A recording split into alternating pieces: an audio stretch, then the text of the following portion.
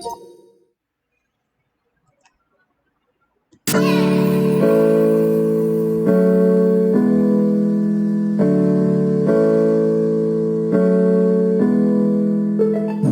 Online, chikahan at kaalamang pangkabuhayan. Ating tunghayan, pakinggan at tuklasin ang mga pangyayari at kaganapan sa mundo ng online. Buhay Online, chikahan at kaalamang pangkabuhayan. Alamin ang pinaka-latest trends mula sa trabaho at kung hanggang saan na ang narating ng teknolohiyang ito. At ngayon, narito na ang ating host, ang ating TechieMommy, si J.C. Bautista.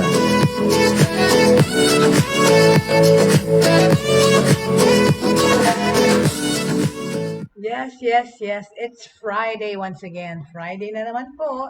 And of course, tayo nagpapasalamat at tayo nakakagising pa sa isang magandang umaga. We have to be always thankful that we are able to wake up to a new day, right? Because ibang tao po, hindi na they don't live to see another day. That's why we are always thankful. We're always hopeful. And thank the Lord for another day that we are living on this planet. Pero happy Friday, everyone. And yun na nga, so most of us who are working from home, walang masyadong diferensya ang weekday or weekend because we're working from home. Yun na nga yung work-home balance talaga na-apektuhan. Pero, it's been a year that we've been working this way. And yun na nga, we are striving and thriving in this pandemic. At sa pagtatrive at thrive sa pandemya na ito ay ang mga iba-ibang ways that we are coping with this, okay? And the subject of artificial intelligence, ito ang ating tema this whole week. How artificial intelligence is helping us thrive and strive in this pandemic. At saka ano yung mga current trends at future trends na nakikita natin that AI is involved in or ang gamit ng AI sa mga negosyo sa ating buhay. That's what we've been talking about this whole week. So today's the wrap up of that topic. A little bit of what do you call this, review, because it's not a surprise that artificial intelligence is continuing to advance, diba? I mean, it's still developing, it's still being researched, but of course we have to admit that it's changed how businesses, okay, it's changed how businesses run and our own day-to-day experiences also. In fact nga, ang artificial intelligence or AI has already penetrated nearly every industry, no? Halos ng industry, merong some sort of AI affiliation or paggamit. More and more practical uses kasi are being found regularly, okay? Yung mga leading experts and end users expected big things from artificial intelligence itong taon na to. Ano na yan? Sabihin natin yung proactive IT, okay? Iripaso natin. We talked about proactive IT. Usually kasi, the entire point of an IT team, ang isang IT team ng isang kumpanya or company takes care of the technical side of things. So businesses and even home users, ang experience has a few glitches as possible. Near perfect. Diba? IT was free to focus on projects that help improve the systems powering everything, right? Pero one of the major things to expect na sinabi nila i-predict this year about AI is proactive IT. AI is being used to automatically detect and fix many common problems. Yun talagang ng AI dyan problem solving, right? Something that may take a human, kunyari, yung human being or tao, something that will take us weeks to detect or to analyze and fix could be handled in minutes because of AI. On top of that, ang AI is also being used to strengthen cybersecurity efforts, right? Yung mga panghahack na nangyayari sa internet, sa ating mga email, sa ating mga personal tsaka mga professional email and mga work email. Hackers are having to work harder now to fight against systems that are essentially learning all their tricks and blocking them before they can gain access to networks. AI ang nakaantabay dyan sa control nitong mga hackers. Tapos yung ALOT, di ba? Minention ko yung ALOT, A-L-O-T. It is the combination of artificial intelligence and the Internet of Things. It is now referred to ALOT, Artificial Internet of Things. AI is already changing a lot for the better. With so many LOT devices and the massive amounts of data they generate, it's far more efficient to incorporate AI into the devices to handle real-time data analysis. Maraming mga decisions are now being made without any data being sent to the cloud. Diba? Kasi iba, medyo worry sa paglalagay sa cloud. Of course, there's also the fact that AI is being used to process data sent to cloud servers. This allows faster, saka more in-depth data analysis than humans could do on their own. Currently, ALOT is a part of everything from smart cars to environmental protection. Okay? Tapos ano pa yung pinag-usapan natin? How we are tracking pandemics and health. How AI is helping in this COVID situation. Kasi we don't want to foresee another pandemic, right? But one thing to expect this year nga from AI is the possibility of not only predicting, but maybe even preventing another pandemic, right? Paano natin sinabi yan kung paano makakatulong? Kasi today, AI technologies and tools play a key role in every aspect of the COVID-19 crisis response. Paano? Diba? Understanding the virus and accelerating medical research on drugs at saka yung treatment, yung detecting and diagnosing the virus, and predicting its evolution. Paano pa? Assisting in preventing or slowing the virus spread through surveillance at contact tracing. Ano pa? Responding to the health crisis through personalized information and learning, monitoring the recovery, and improving the early warning tools. Hello to Rodriguez Colette Bell. Bell Colette Rodriguez from Tanza, Cavite. Thank you so much. Thank you. Thank you very much for joining me today.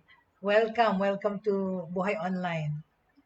All the way from Tanza, Cavite. Thank you. We're still talking about artificial intelligence, kung paano nakakatulong to sa COVID-19 crisis response.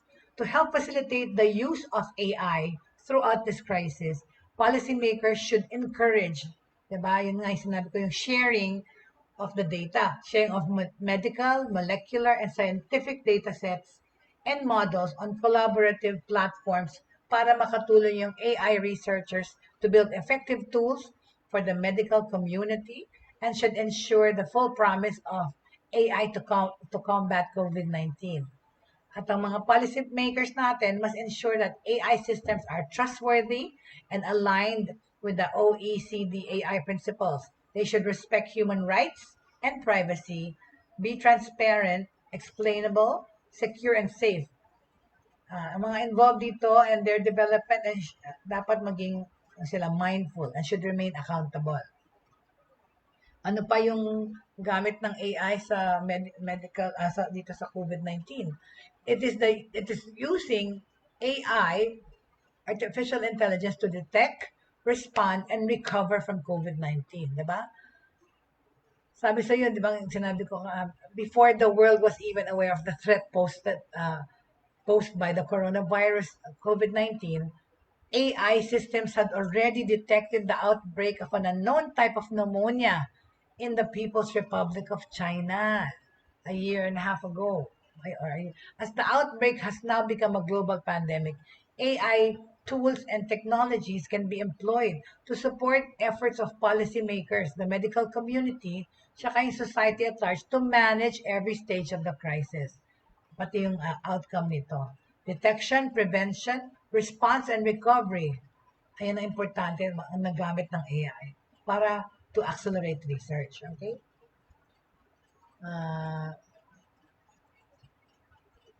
Open data projects and distributed computing ang ginawa ng pag-research ng tungkol sa COVID-19 para ma-detect yung mga early warning signs. So, there is now It is now being developed a way to avoid the pandemic by using all the algorithms nga, right?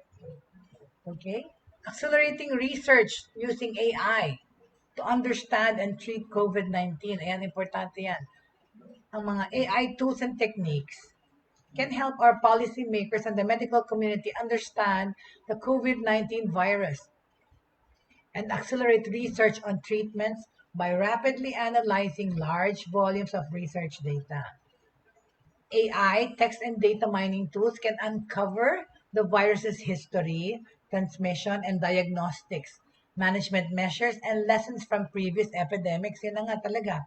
Ito lahat talaga, ang AI, very important talaga is yung information at ang data na nakokollect, saka na-analyze, right? Yung algorithms na sinasabi, right?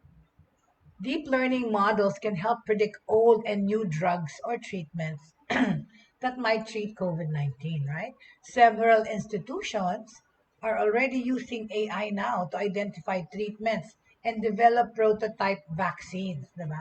Yung DeepMind na pag-aari ng Google, DeepMind na company, and several other organizations have used deep learning to predict the structure of proteins associated with the SARS-CoV-2. Ang SARS-CoV-2 ay ang virus that caused COVID-19. Okay? Ang SARS virus nga yung COVID-19, parang variant siya ng SARS. No? Okay? Ano pa? Dedicated platforms or fora. We should allow the consolidation and sharing of multidisciplinary expertise on AI, including international. Okay? Ang US government, di ba, for example, has initiated a dialogue with international government science leaders that includes AI, di ba, to accelerate at pag-analyze sa coronavirus, pag-research and develop ng mga vaccine at saka gamot. at lalong-lalo na yung coronavirus literature, okay, that has to be made available for all the world to see and review, right? AI has facilitated access to data sets. Yung tinatawag na epidemiology, bioinformatics, and molecular modeling. It's being provided. Example, through the COVID-19 Open Research Dataset Challenge na ginawa ng US government and partner organization, it makes available over 29,000 academic research articles for coronavirus and COVID-19, right? So yan. Ano pa ang tulong ng AI sa panahon na to ng pandemya? Computing power, okay? Ayan. Computing power is also being made available by technology. Companies such as, of course, yung mga bigwigs, IBM, Amazon, Google, and Microsoft. Individuals donating computer processing power and by public-private efforts like the COVID-19 High Performance Computing Consortium sa Amerika and AI for Health. Yan ang mga kailangan talaga magtulong-tulong, right? Like lagi natin sinasabi, because of this pandemic situation, we are all made aware of each other's presence or each other's needs. Diba? Naging mas sensitive tayo sa pangangailangan ng lahat. And para tayo nagkaroon ng common contention, a global contention of caring, right? And helping and trying to strive and thrive in this pandemic. We're all in this together, right? So we also have to have innovative approaches, including prizes, open source collaborations, hackathons. They're helping accelerate the research on AI-driven solutions to the pandemic. Kaya nga, yun mga viral videos, mga social media ads, right? To accelerate or to promote the use of AI to help COVID-19. For example, the United Kingdom, meron siyang Corona Hack, AI versus COVID-19. It seeks from businesses, data scientists, and biomedical researchers on using AI to control and manage the pandemic. So, nagtayo yung United Kingdom ng Corona Hack, AI versus COVID-19. Inengganyo niya lahat ng mga data scientists and biomedical researchers all over the world na magtulong-tulong to fight and use AI to control and manage the pandemic. Ano pa, di ba? Using ang gamit ng AI to help detect, diagnose, and prevent the spread of the virus. Kasi AI can also be employed to help detect, diagnose, and prevent the spread of this virus. Okay? Yun na, ito na, tinatawag na algorithms. Okay? Ulitin natin. Yung algorithms, ano yan? That plays a major role in AI. Algorithms, okay, is a process or set of rules to be followed in calculations or other problem-solving operations, especially by a computer. Okay? Right? So, method or a mathematical process for problem solving and engineering. Okay? Okay? So ito ang process ng mga set of rules followed kung paano mag-calculate o mag-problem solve. Those are the algorithms. Yan ang gamit ng AI, right? So, it is really, really, really important. Algorithms is important in AI. Yes, okay? So, going back to how artificial intelligence can help fight COVID-19, right? Yun na nga, using to analyze information, to collect data, these are all helping, right? AI. Advances in AI technologies continue to happen, right? As we speak. Kasi pinapag-aralan pa rin to, dine-develop pa rin, right? So, okay. So as I said, algorithms that identify patterns and anomalies are already working to detect and predict the spread of COVID-19. While image recognition, ako, pinapawin, saan talaga ako? Image recognition systems are speeding up medical diagnosis. For example, paano? AI-powered early warning systems, okay, can help detect epim, epidemic, ano ba to pa? Epidemiological, basta, mas madaling ma-detect yung mga epidemic patterns by mining mainstream news, online content, and other information channels in multiple languages to provide early warnings, right? So, ang AI nakakatulong dyan, which can complement syndromic surveillance and other healthcare networks and data flows. Yung World Health Organization Early Warning Sign System, ang tawag nila doon Blue Dot. Okay? Ayun ang early warning device ng World Health Organization. Yung Blue Dot. AI yun. Ayun ang gamit nila. Okay? Ayun ang AI tool ng gamit ng World Health Organization. It detects the early warning epidemiological patterns, okay? By mining na nga the news, mainstream news, tsaka online content, okay? See, everything has to do with internet, right? Of course, and being online. Kaya importante rin talaga ang internet at technology talaga sa panahon na to. A1 tools can help identify virus transmission chains, and monitor broader economic impacts.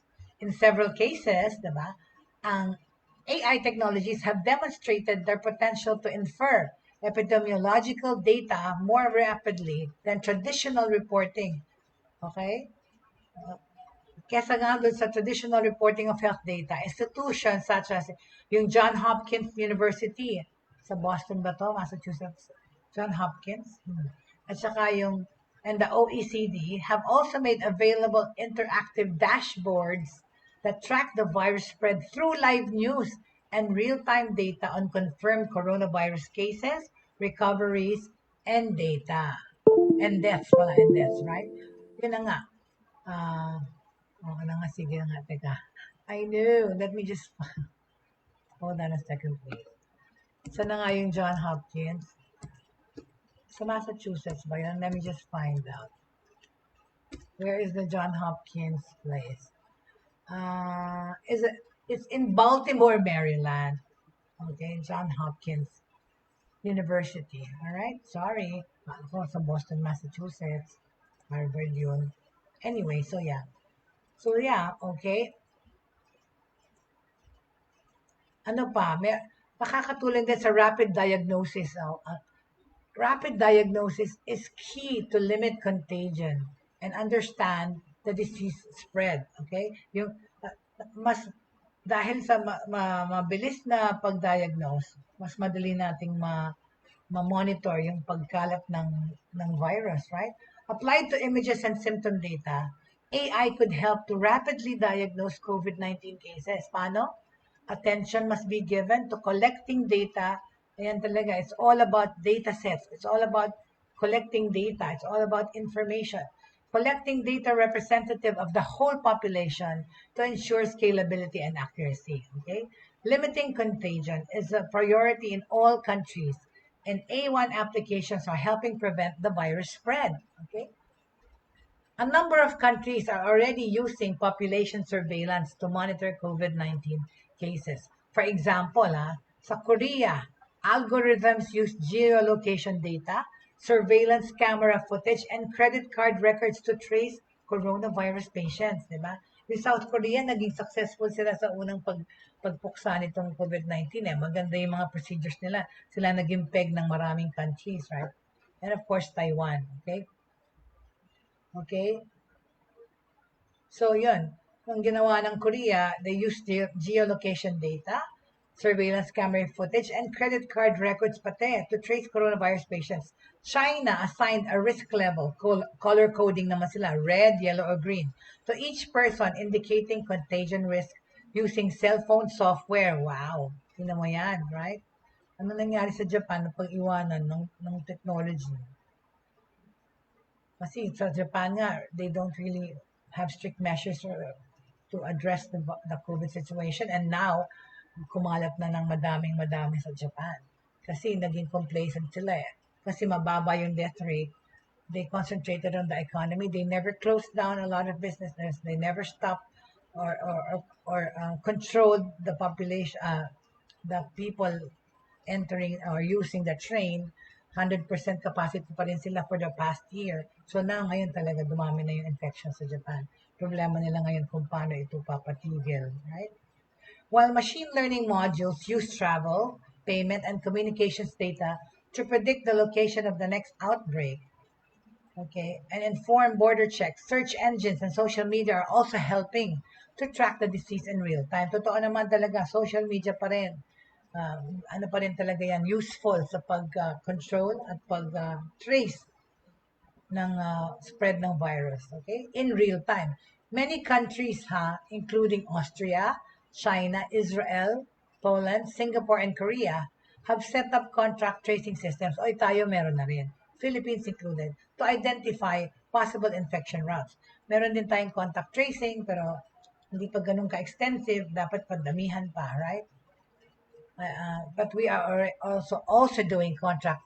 We also already have a contact tracing system in the Philippines. In Israel, for example, geolocation data was used to identify people coming into close contact with known various carriers and send them text messages directing them to isolate themselves immediately. Di ba ang cool niyan? Kung na-track na kaagad, you came in contact with a COVID-19 positive person. Umuwi ka na, mag-quarantine ka. How cool is that? They're being text. Di ba it's also Israel that bought the vaccine at top dollar, and it killed their economy for a while. For example, $15 lang yung vaccine, $30 ang binayad ni Israel. Basta binili niya yon sa dobling amount para i-vaccinate yung kanilang lahat tao. So now ngayon, hindi na sila nagmamask sa Israel. Pero of course, more recent studies indicate that you still have to wear masks and all, still have to have the precautionary measures. Hindi porke na-vaccinate ka, hindi ka na magkaka-virus ulit. Right? Maling notion yon, right? Anyway, we'll discuss that another time. So we're back to contact tracing, okay? So semi-autonomous robots and drones are being deployed to respond to immediate needs in hospitals, such as delivering food and medications, cleaning and sterilization, aiding doctors and nurses, and performing deliveries of equipment. Ito na yung mga robots at drones. Like I said, ulit-ulit, yung drones, hindi na lang yan pag-take ng picture ng aerial view. Ang drones, nagde-deliver na rin ng mga package, right? Yung malalaking drone. Okay? So, paano pa? How can AI assist the response to the crisis and the recovery to follow? Well, tingnan muna natin, right? Ng ibang, kasi nga, we've been discussing how AI is contributing to fight the COVID-19 pandemic. Projects directly related to pharmacology, medical and hospital care, or mobility analysis to reduce contagion have found it's an ally sa data science to make progress and deliver results. Ito naman kasi, right? AI is being used to support and help make decisions.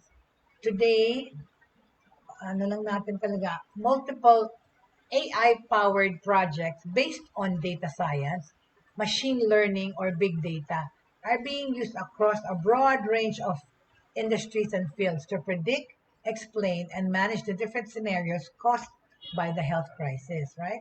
So, sa stage na to, ang AI tumutulong sa medical field in all aspects. Sa decision making, sa pag-analyze ng data, pag-compute ng data, medicine, health management, and public policies kasi. In the context of the pandemic, AI is being applied and delivering results in 3 fields. Okay? In virus research, the development of drugs and vaccines, and in the management of services and resources at healthcare centers, and in the analysis of data to support public policy decisions aimed at the managing of the crisis, such as the confinement measures. Yun na nga, yung safety protocols, contact tracing, diba? So, yan ang malaking tulong ng AI sa ating mga buhay, right? As regards to application naman ng AI sa research, work seems to be progressing at a modest pace.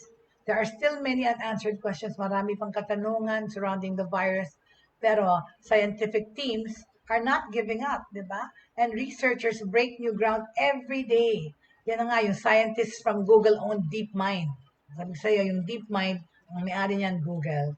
They're working to predict the protein structures of the novel coronavirus, which is essential to better understanding how it evolves and how to control it. Diba? Cool? Tapos even to develop a vaccine in combination with the findings, ginagawa yan ng DeepMind. No? Based on the findings of other research projects.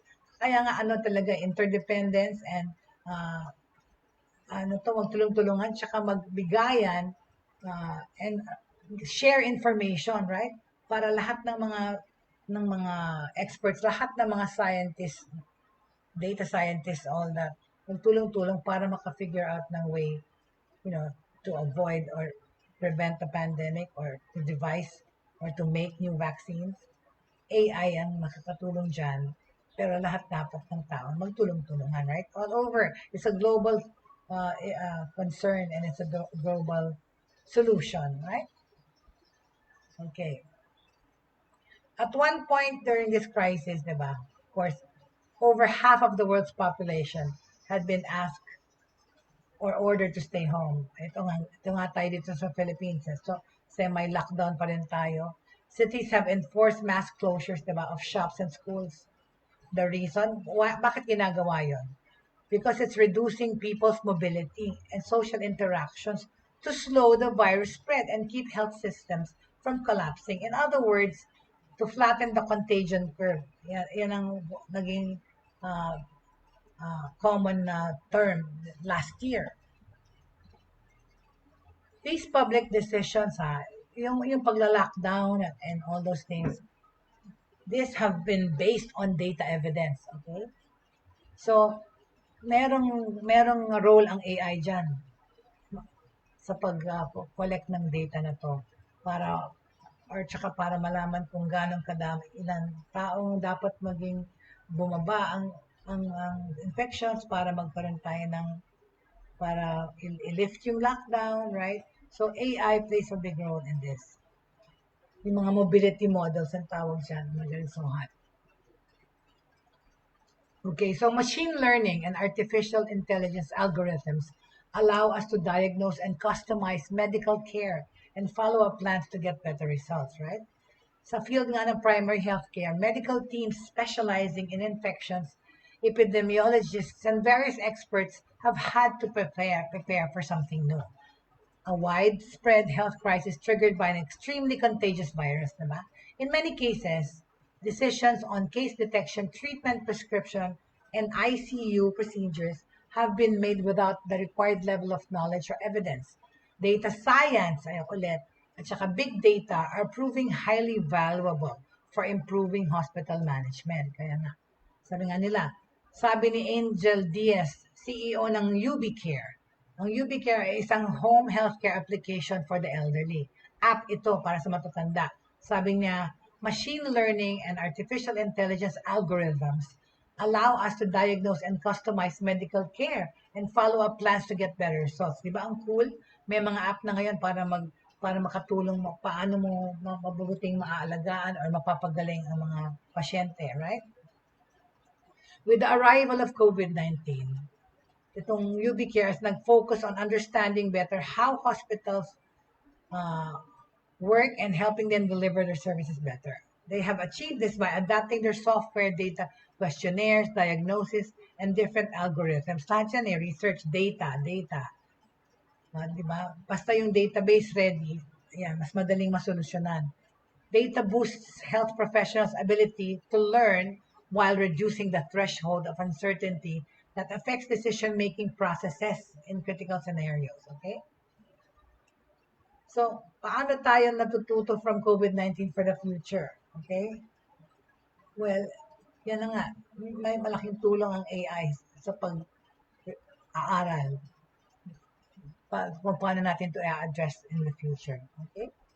So, I forgot my water. Okay. So, ang Forbes magazine nag-conduct ng, di ba, parang talks, right? And the experts from different industries talked about AI, how it's incorporated into their businesses. The use of AI and data analytics will become increasingly important pa, right? In IT organizations to deliver seamless support and predictive capabilities, okay? So, given the investment and innovation, what did we expect to see from AI dito sa negosyo? Sabi ni Anand Rao, the Global Artificial Intelligence Lead at PwC, in the next 5 years, increased data and privacy regulation will have a big impact on the way we design our AI or artificial intelligence or ML, our machine learning models. As a result, investment in data management is going to be critical in determining the success of AI systems. Companies that have better data management frameworks, platforms, and systems will win in building effective AI tools. Okay? Ano yung 4 na artificial intelligence trends na pinag-usapan natin this year, na pinipredict na, okay? Anong mga AI trends ang very, very useful tong taon na to? Okay? Sabi ni Rohan Amin, Chief Information Officer of Chase, CHASE, ang latest research nila shows that 86% of businesses currently reaping the benefits of better customer experience through AI, and 25% of companies with widespread AI adoption expect to see the tech payout in increased revenue this year. Okay?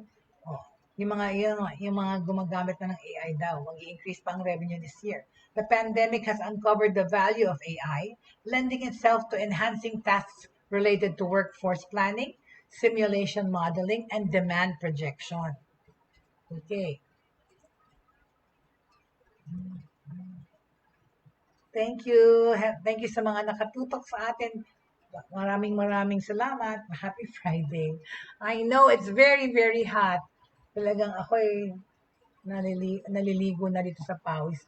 Hinaantay ko pa na ikabit yung aking aircon dito sa living room because all the rooms here already have aircon. Yun ang centralized dito sa aking provincial life. I live in a place that's not so modern. Pero ayun, pakakabitan ng aircon tong sala ko, ang tagal-tagal pa. Anyway, ayan, balik tayo sa topic na pinag-uusapan natin. Yung sinasabi ng mga experts, no? Hold on a sec. Nawala tuloy ako. Haha. Hold on. Okay. Alright. So sabi naman ni Wilson Pan, okay, Chief Technology Officer at APEN or APEN, APPEN. In 2021 or this year, we will see organizations moving past just acknowledging and worrying about bias in AI and start to make more significant moves to solve for it because it will be required. Specific teams or initiatives will be formed to combat all the concerns that fall under the umbrella of responsible AI. Kasi nga, maraming mga fake news, maraming mga, we call this, bad publicity about AI, may mga demanda pa nga. So, dapat organizations should look into this to solve it, okay? Because everything that's under the umbrella of AI, including everything from inherent biases in data to treating data trainers fairly, dapat natin i-dispel yung mga rumors na yan about AI or yung mga pros and cons on AI. At least we already talked about it also. Diba, I was just saying the other day, yung sa Manila Bulletin, merong yung Filipino ating columnist, meron siyang warning about AI. But at the same time, of course, there's more, actually more, good things, right? Kasi sabi nitong si Edwin Fernandez, that I caution those who trumpet that the age of artificial intelligence will be the dawn of a new technological revolution.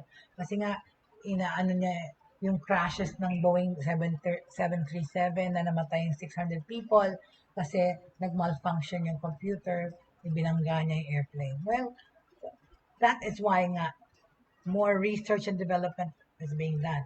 Yan na naman, kaya binabalik ko yung sa fact na ayoko nga yung autonomous cars or driverless cars. Ay, afraid ako doon. But you know, of course, technology is such that sabi nga nila, yung AI, di ba? Yun, yung ginawang, I forget na the company who did it, na challenge nila yung chess champion to fight against a robot, a computer. Natalo yung tao.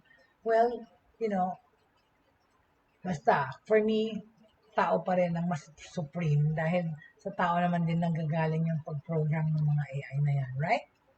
Anyway, so, going back to my subject matter, okay? Yan, sabi ni Mudu Sudhakar, the CEO and co-founder of Acera, we will see the collaboration this year of collaboration wars between Zoom, Microsoft, and Salesforce.com or Slack.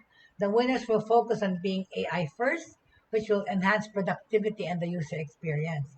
Ano pa, sabi ni Michael Berthold, ng CEO and co-founder of Kineme, because cloud and hybrid environments will become much more prevalent, data science will have to adapt. It will need to be conducted in a variety of environments and shared across them in order to maximize effectiveness. Okay?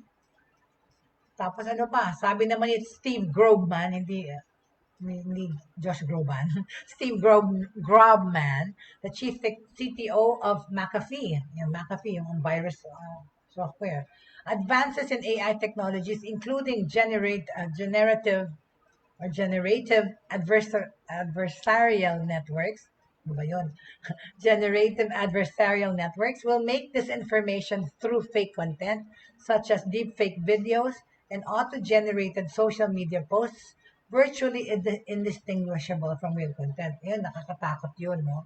Kasi yung mga hackers, gumagaling ng gumagaling. So, we will see a lot of that siguro. And yun ang hindi maganda. Because AI din ang gagamitin nila sa panloloko. Kasi nga, yung mga hackers, mga cyber criminals, ganyan eh. Mga ano yan eh, mga geeks din yan eh. Right? Okay, so, learning from COVID-19 for the future, okay? Two of the major questions surrounding COVID, balik tayo sa COVID-19 and AI, right? Two of the major questions surrounding COVID-19 are if and when will things go back to normal, and whether we should prepare for subsequent or new waves of the coronavirus infection. I think parehong sagot niya, no? Dapat tayong mag-prepare, right?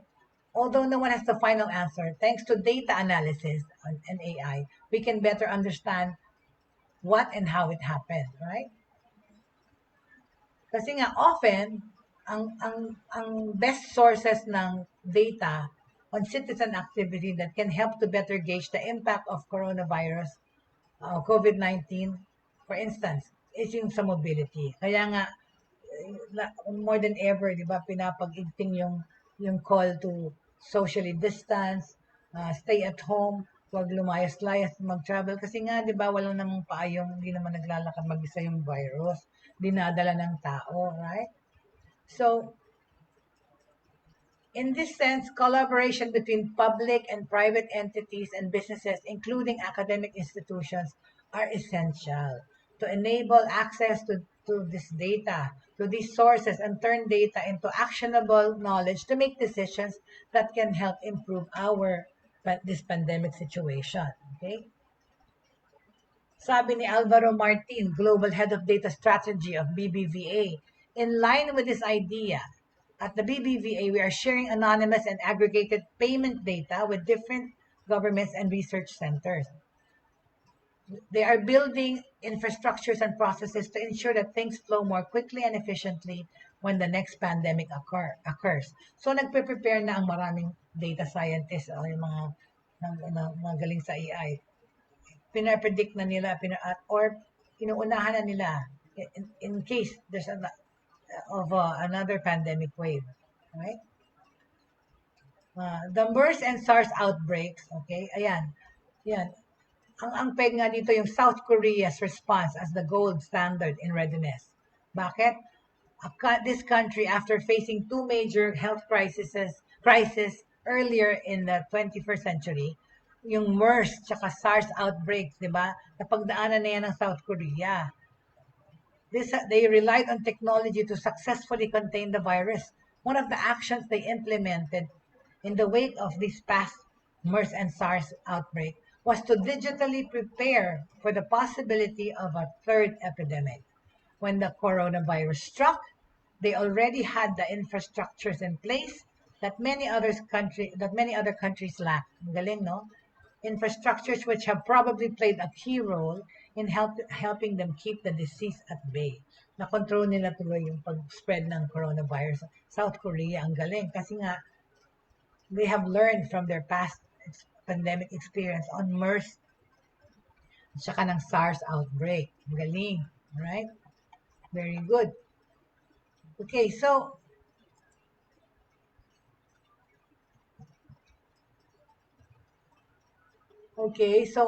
artificial intelligence, okay, we were talking about the trends and the current use of artificial intelligence and the trends to follow.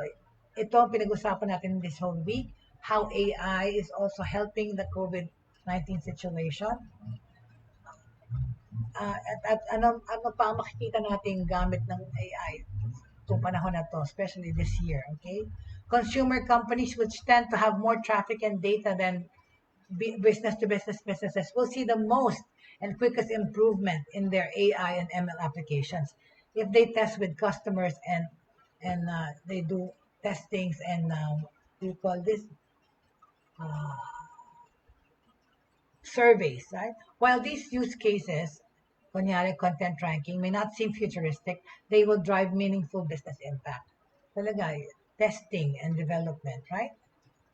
This year pa, we will see more industrial organizations increase investment in lowering the barriers to AI adoption by developing targeted embedded industrial AI applications that combine data science and AI with purpose-built software and domain expertise.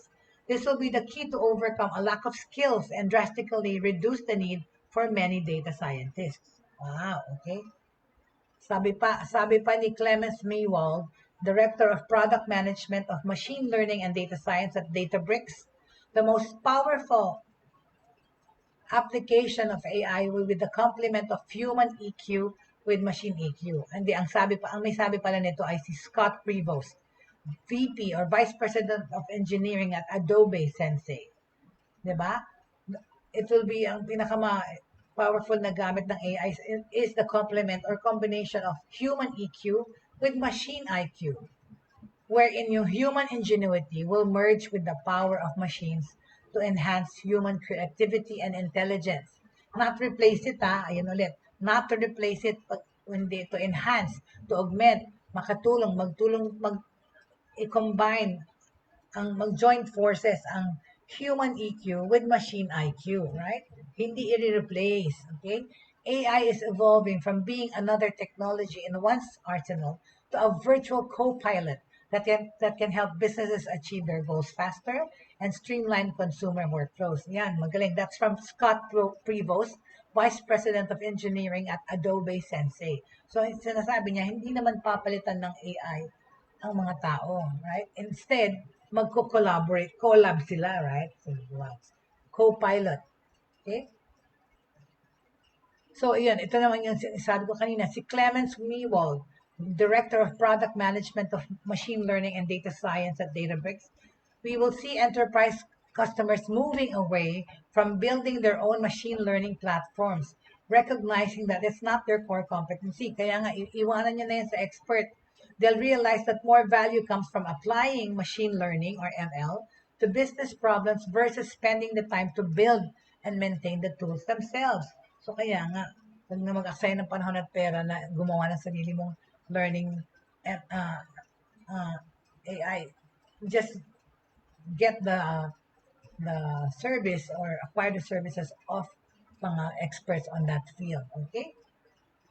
Sabi pa nila, cloud and AI will turn the customer support between both the enterprise and their customers, employees, and between the enterprise and their infrastructure vendor upside down. With cloud artificial intelligence, the vendor will let the enterprise customer know when there is a hardware or software problem.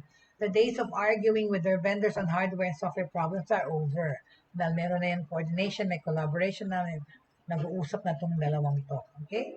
Software vendors and AI providers such as Google and AWS will continue to strip the complexities out of operationalizing AI by using low-code techniques.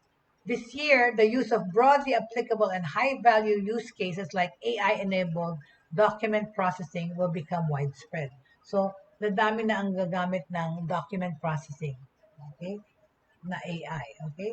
AI-enabled document processing ang tawag doon. Okay? Pero low-code techniques even, magiging mas user-friendly na ito. Okay? Sabi naman ni Jason Tan, CEO ng SIFT, SIFT, this year, we will see, in 2021, we will see a marked increase in the number of lawsuits filed against AI technologies. Diba? Yan sinabi ko yan kahapon. Well, when mistakes are made, consumers will take legal action. All right. In-expect mo naman din yan kasi di ba yung mga gadgets sa technology kan, yung mga coaching manufacturer nagkakaroon ng lawsuit sa mga lemon or mga dad na mga nire-recall nilang mga produkto. Right? Okay. Sabi naman ni Christine Bowles, Vice President of the IoT Group and General Manager of the Industrial Solutions Division at Intel, sabi ni Christine Bowles, the pandemic has greatly accelerated the need for companies to complete their Industry 4.0 transformations with solutions that allow them to have more flexibility, visibility, and efficiency in their operations. We will see an acceleration of adoption of solutions that help address that need, ranging from AI, including machine learning, machine vision, and advanced analytics. Diba? Totoo naman, right? Tapos sabi ni Dr. Rana L. Kaliobi, co-founder and CEO of Affectiva,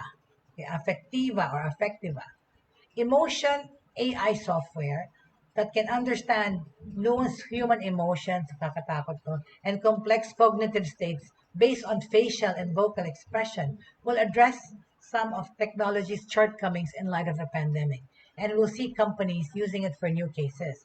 Kasi lahat ngayon, di ba, voice activated na, face recognition, pati yung palm mo, lahat ng yan, right, di ba?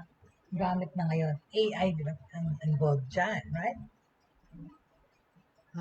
Ang job market naman daw, sabi ni Rick Ryder, Vice President of Product Management sa Infor, unpredictable ang job market natin ng taon na to. It will be critical for organizations to leverage AI to ensure they find the right candidates for the job.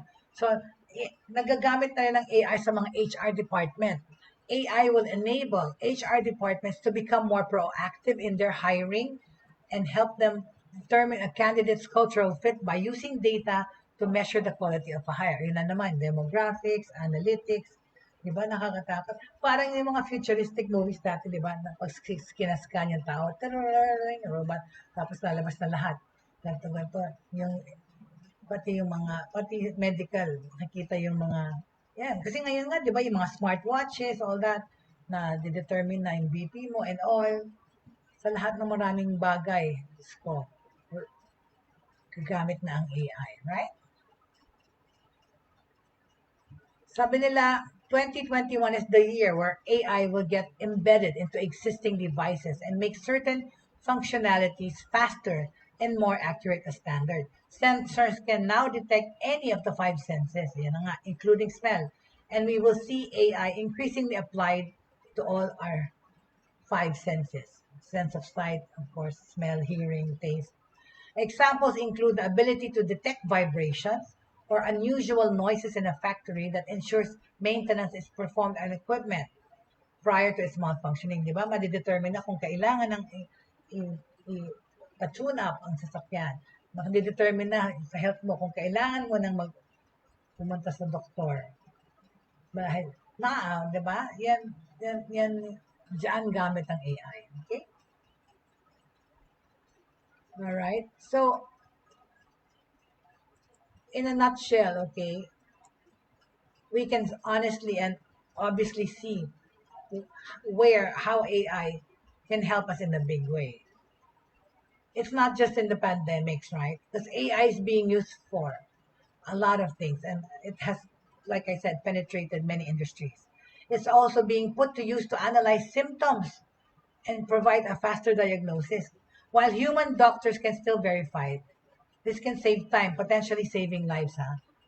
Another example, merong Neuro Rehab VR. VR is virtual reality, which is used to provide additional and faster physical therapy to patients. See? So, then nagagamit sa medical field. Tapos, ano pa? Ang AI mixes with quantum computing, right? Everyone expects technology to work instantly. Type a question into Google, get instant results. Every millisecond counts. Quantum computing is like comparing dial-up to the fastest broadband internet. It's faster, more efficient, and can handle large amounts of data almost instantaneously. Quantum artificial intelligence, okay, naman, expands the capabilities of AI.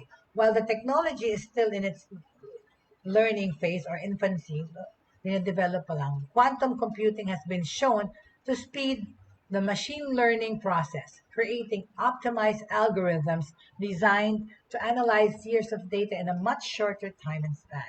This also allows technology to advance faster, right? Ang pinakamalaking problema ngayon is the lack of quantum computing systems and the resources to power them. Yet, this trend continues to grow this year.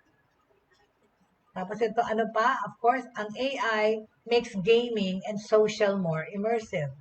A critical turning point for more immersive gaming happened last year, when far more people started looking for entertainment or for ways to amuse themselves or to beat the boredom out of staying home and being locked down. More people tried video games, virtual reality, streaming, and of course, online shopping, right?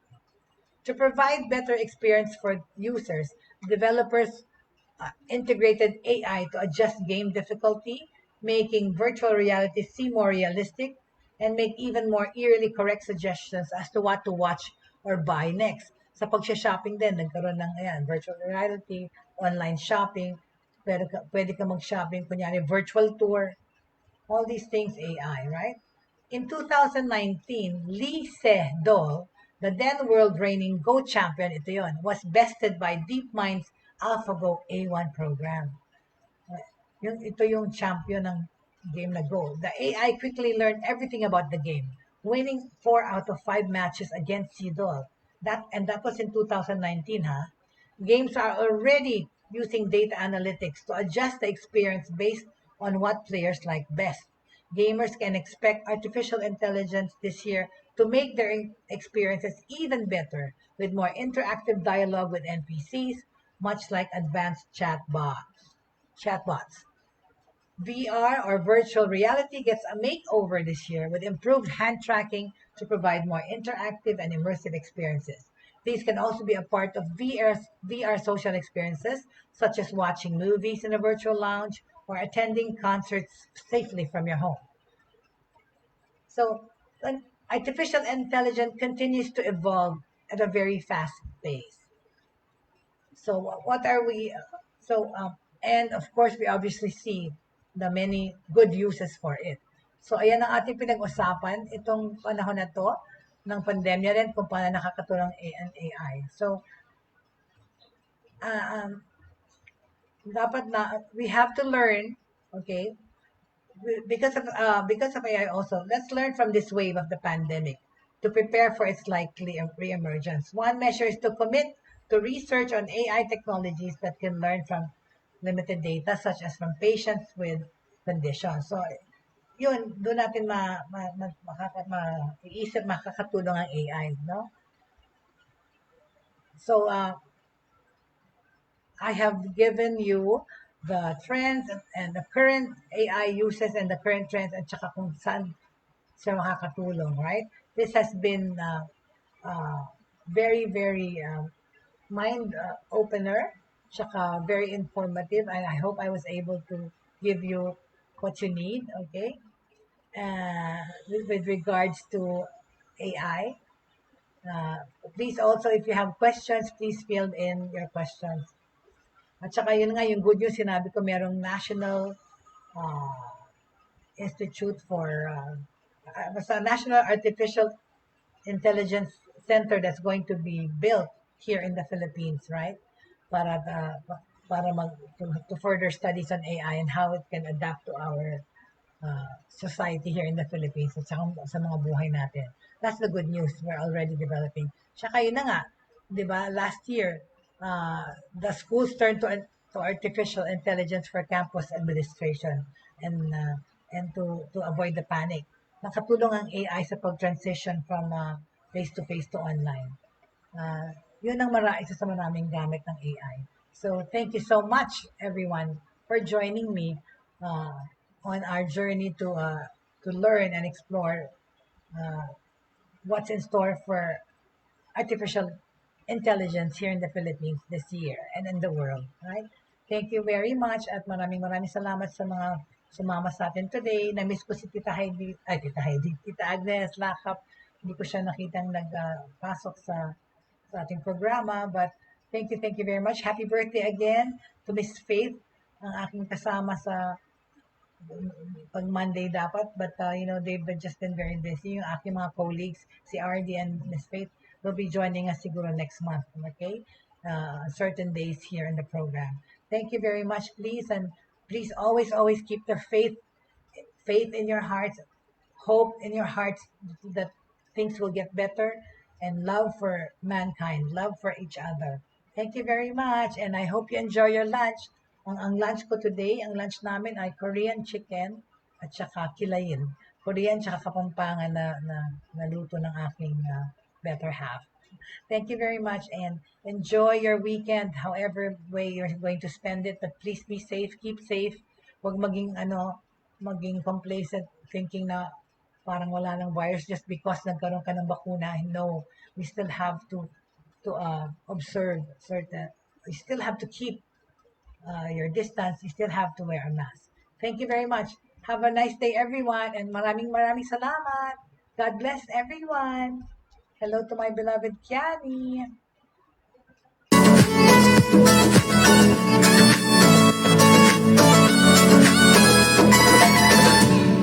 Inyong natunghayan at napakinggan ang mga makabagong pamamaraan sa mundo ng online sa pamamagitan pa rin ng Broad Streamcast Communicators. Hanggang sa muli, maraming salamat po.